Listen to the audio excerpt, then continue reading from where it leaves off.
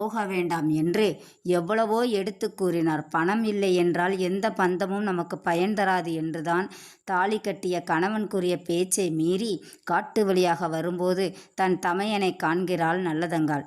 தன் தமையனோ வேட்டையாட சென்று கொண்டிருக்கிறான். காட்டு வழி பாதையில் தன் தங்கையை காண்கிறான்.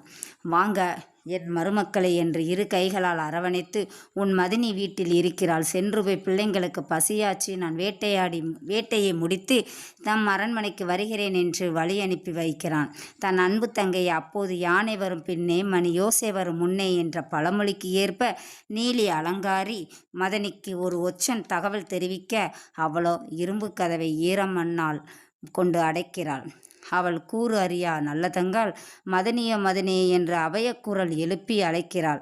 அவளோ சுரம் வந்தவள் போல் உடம்பு முடியாதவள் போய் படுத்து கொண்டிருக்கிறாள். நான் இவ்வீட்டில் பிறந்த பாலகி என்றால் கதவுகள் திறக்கட்டும்